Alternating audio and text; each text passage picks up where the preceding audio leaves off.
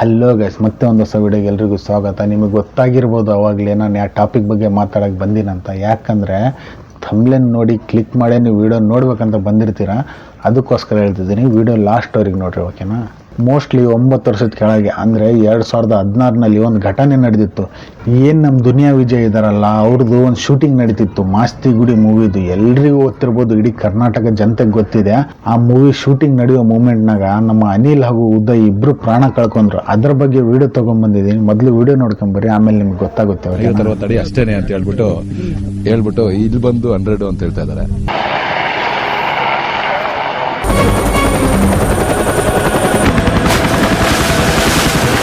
ನಾನು ಅವತ್ತು ಹೆಣ್ಣು ನೋಡೋಕೆ ಹೋಗಿದ್ದೆ. ಯಾರಿಗೆ? ಅವನಿಗೇನೆ ಅಲ್ಲಿಗೇನೆ ಮೆಸೇಜ್ ಬಂತು, ಹತ್ತು ಬೆಲ್ಲಿ. ಅಲ್ಲಿಂದ ಅದು ಮೆಸೇಜ್ ಬಂದ ತಕ್ಷಣ ಬಸ್ ಹತ್ಬಿಟ್ಟು ಅಲ್ಲಿಂದ ಸೀದಾ ಇಲ್ಲಿಗೆ ಬಂದೆ. ಮನೆಯವರೆಲ್ಲನೂ ಕೆರೆ ಹತ್ರಕ್ಕೆ ಹೋಗಿದ್ರು. ಅಲ್ಲಿಂದ ಬರೋದು ಲೇಟ್ ಆಯ್ತಲ್ವಾ, 3 ದಿವಸ ಸಿಕ್ಕಿಲ್ಲ. 3 ದಿವಸ ಸಿಕ್ಕಿಲ್ಲ, ಆನಂತರ ಸಿಕ್ಕಿದ್ದು. ಗೈಸ್, ನೀವೇ ನೋಡ್ಬೋದು ನಮ್ಮ ಉದಯ್ ಅವ್ರ ತಂದೆ ಏನು ಹೇಳ್ತಿದ್ದಾರೆ ಅಂದರೆ, ಆ ಮೂಮೆಂಟ್ನಾಗ ಅವರು ಹೆಣ್ಣು ನೋಡೋಕೆ ಹೋಗಿದ್ರು, ಓಕೆನಾ? ಯಾರಿಗೆ? ನಮ್ಮ ಉದಯ್ ಅವರಿಗೆ. ಆ ಮೂಮೆಂಟ್ನಾಗ ಅವ್ರಿಗೆ ಯಾವಾಗ ಮೆಸೇಜ್ ಬರುತ್ತೋ ಇಮ್ಮಿಡಿಯೇಟ್ಲಿ ಸ್ಪಾಟಿಗೆ ಬಂದು ನೋಡಿದಾಗ ಇನ್ನೋವರೆಗೂ ಬಾಡಿ ಸಿಕ್ಕಿರಲ್ಲ. ಅವರಿಬ್ಬರು ನೀರಿಗೆ ಹಾರಿ 3 ದಿನ ಆದಮೇಲೆ ಬಾಡಿ ಸಿಕ್ಕಿರೋದು. ನೀವೇ ನೋಡ್ಕೊಂಬರ್ರಿ, ಓಕೆನಾ? ಕರ್ನಾಟಕದಲ್ಲಿ ಇರ್ತಾ ಇದ್ನೋ ಇಲ್ವಾ? ತೆಲುಗಿನಲ್ಲಿ 6 ಪಿಕ್ಚರ್ ಬುಕ್ ಆಗಿತ್ತು, ಅದರಲ್ಲಿ 2 ಪಿಕ್ಚರ್ ಮಾಡಿದ್ದಾನೆ. ತಮಿಳಲ್ಲಿ 6 ಬುಕ್ ಆಗಿತ್ತು, ಅದರಲ್ಲಿ 2 ಮಾಡಿದ್ದಾನೆ. ತೆಲುಗಲ್ಲಿ ಜಕ್ಕಣ್ಣ ಅಂತ, ಅದರಲ್ಲೇ ಇವ್ರಿಗೆ ಸ್ವಲ್ಪ ಮನಸ್ತಾಪ ಬಂದಿದ್ದು, ವಿಜಿಗೂ ಇವ್ರಿಗೆ. ಗುರು, ಎಷ್ಟೋ ಮೂವಿ ಆಫರು ಕಾದು ಕುಂತಿದ್ದು ಗುರು, ಓಕೆನಾ? ಆದರೂ ಕೂಡ ವಿಧಿ ಆಟ ನೋಡ್ಬೋದು ನೀವು.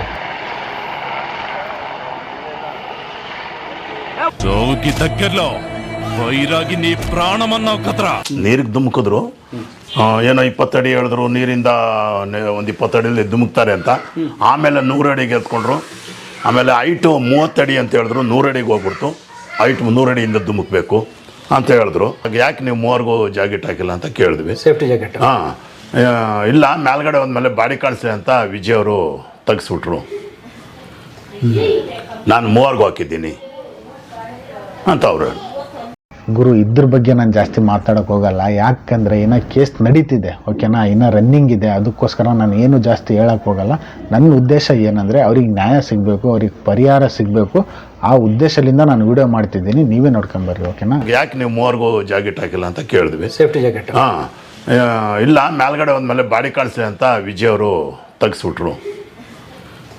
ದುನಿಯಾ ವಿಜಯ್ ಸರ್ ಬಾಡಿ ಹೆಂಗಿದ್ರು ತೋರಿಸ್ಬೋದು ಸರ್, ಓಕೆನಾ? ಇವಾಗ ಮನುಷ್ಯರಿಗೆ ತೋರ್ಸೋಕ್ಕಾಗಲ್ಲ, ಓಕೆನಾ? ಬಾಡಿ ಯಾವಾಗಲಿ ಹೇಗಾಗಲಿ ಎಡಿಟ್ ಮಾಡಿ ಆಗಲಿ ತೋರಿಸ್ಬೋದಿತ್ತು.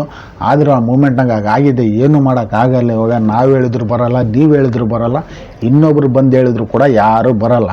ಅವ್ರಿಗೇನು ಪರಿಹಾರ ಬೇಕು ಅದೆಲ್ಲ ಕೊಟ್ಟು ಇಲ್ಲಿಗೆ ಸರಿ ಮಾಡಿದ್ರೆ ಸರಿ ಆಗುತ್ತೆ ಅಂತ ನನ್ನ ಉದ್ದೇಶ ಅಷ್ಟೇ. ಅವ್ನಿಗೆ ನಮ್ಮ ಮಗಳು ಅಂದಿದ್ದೆ, ಅವನು ಇದುವರೆಗೂ ನಮ್ಮ ಮನೆ ಹತ್ರಕ್ಕೆ ಬಂದಿಲ್ಲ. ವಿಜಿ ಜಾಕೆಟ್ ಹಾಕ್ಕೊಂಡಿದ್ದೆ, ಅವ್ರಿಗೆ ಜಾಕೆಟ್ ಹಾಕಿಲ್ಲ.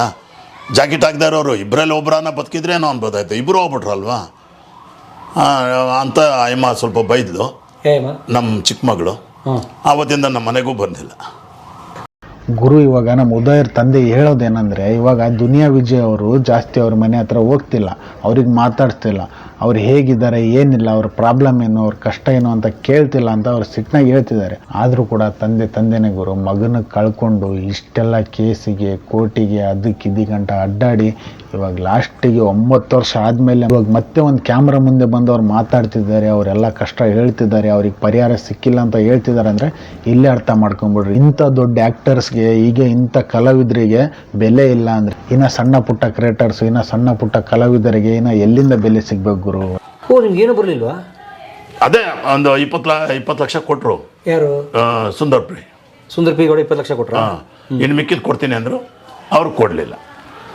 ಸೈಟ್ ಕೊಡ್ತೀನಿ ಅಂದರು, ಅದು ಕೊಟ್ಟಿಲ್ಲ. ಅದಕ್ಕೆ ಹೋಗಿ ನಾನು ಇವಾಗ ನಮಗೆ ಪರಿಹಾರ ಕೊಡಿ, ನಮ್ಮ ಹುಡುಗ ಈ ಥರ ದುಡ್ದು ನಮ್ಮನ್ನು ಸಾಕ್ತಾ ಇದ್ದ, ಹಿಂಗೆ ಆಗೋಯ್ತು ನಮ್ಮ ಹುಡುಗ ಹೋದ್ಮೇಲೆ ಅಂದ್ಬಿಟ್ಟು ನಾನು ಅದು ಪರಿಹಾರ ಕೇಳೋದಕ್ಕೆ ಕೇಸ್ ಹಾಕಿದ್ದೀನಿ.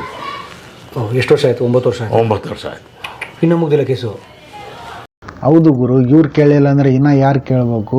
ಅವ್ರಿಗೆ ದುಡ್ದು ಸಾಕ್ತಿದ್ದ, ಇವಾಗ ಮಗ ಎಲ್ಲ ಅವ್ರು ಪರಿಹಾರ ಕೇಳ್ತಿದ್ದಾರೆ. ಅವ್ರಿಗೆ 9 ವರ್ಷ ಆದರೂ ಕೂಡ ಪರಿಹಾರ ಸಿಕ್ಕಿಲ್ಲ. ಅರ್ಧ ಪರಿಹಾರ ಸಿಕ್ಕಿದೆ, ಅರ್ಧ ಪರಿಹಾರ ಸಿಕ್ಕಿಲ್ಲ. ಅರ್ಧ ಪರಿಹಾರ್ಧ ಏನೂ ಆಗಲ್ಲ ಗುರು. ಅದಕ್ಕೋಸ್ಕರ ಇವರು ಮತ್ತೆ ಹೇಳ್ತಿದ್ದಾರೆ, ಮತ್ತೆ ಕ್ಯಾಮ್ರಾ ಮುಂದೆ ಬಂದು ಮಾತಾಡ್ತಿದ್ದಾರೆ. ನೀವೇ ಅರ್ಥ ಮಾಡ್ಕೊಂಬಿಡ್ರಿ. ಹಾಗೆ ಇನ್ನವರಿಗೆ ಕೇಸ್ ನಡೀತಿದೆ, ಅದು ಏನಾಗುತ್ತೋ ಏನಿಲ್ಲ ಮುಂದೆ ಕಾದು ನೋಡೋಣ. ಓಕೆ ಗೈಸ್, ಈ ವಿಡಿಯೋ ಇಲ್ಲಿಗೆ ಮುಗಿಸ್ತಿದ್ದೀನಿ. ಹೀಗೆ ಇಂಟ್ರೆಸ್ಟ್ ಕೂಡ ನಿಮಗೋಸ್ಕರ ತೊಗೊಂಡ್ಬರ್ತಿರ್ತೀನಿ. Okay bye guys.